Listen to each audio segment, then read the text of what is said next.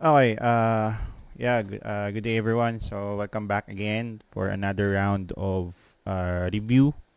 So this will be my ano no, parang review after I tested uh,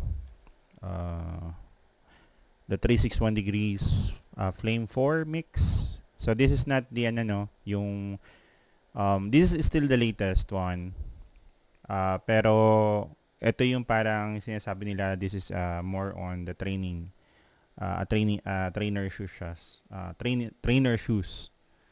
So kung makita nyo yan. So magaan siya. Tapos uh, natakbo ko na siya ng almost 15K. So far, I never experienced yung parang pananakit sa toe box tsaka dito sa area na to na 11 yung size pero parang feeling ko ano pa siya mahaba. Kaya parang feeling ko malaki yung area dito. So, as of yesterday, so I already at least naka 26 kilometers na ako for these shoes and still wala siyang masyadong nabawas dun sa outsole niya, no. So for this area, ito, so wala pa. And even this one, kasi mahilig ako sa mga, minsan yung impact or yung ano nang tama dun sa ground, itong tumatama.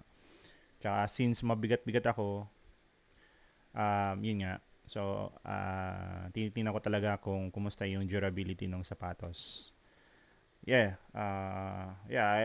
can guarantee, no, pero depende sa iba, no. So sa akin malambot siya, not hindi siya ganun ka, kumbaga parang mas syempre more cushion dun sa Flame 4 na race day shoes, no.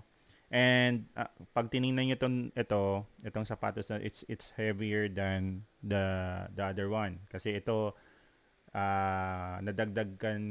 madadagdagan yung bigat niya ng almost 10 grams, no.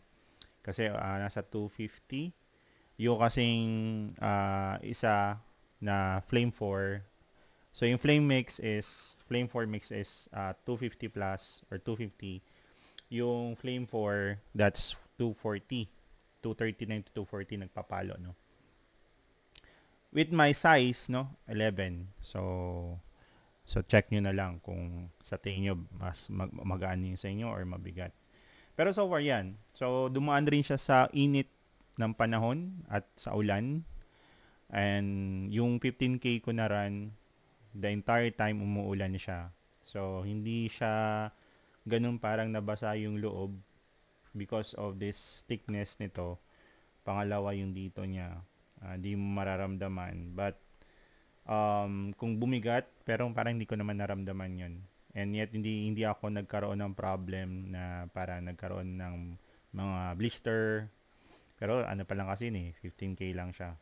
Pero so far, yeah, okay siya na i-run, no. So if you want to try, I think available pa naman to online. So overseas nga lang kasi hindi ko lang sure kung may nagbebenta na sa ano, pero mas maganda makuha siya sa online kasi mas makaka-discount kayo pag binili niyo siya online. Okay yung forma. I like the looks of it. Even the other one, yung Flame 4, okay siya, no. Pero yan. So let's see kung with the so mga susunod na araw na gagamitin ko ulit siya. Let's see kung hanggang saan ulit ang ano ng ano niya. Pero in my experiences kasi yung isa kong Nike na pang race day, talagang ano yun, talagang makikita na nakaka hundreds pa lang siya pero ubos na yung outsole niya, no. So yun. So if you wanna try, no, so that's my latest update of this 361 Flame 4 mix.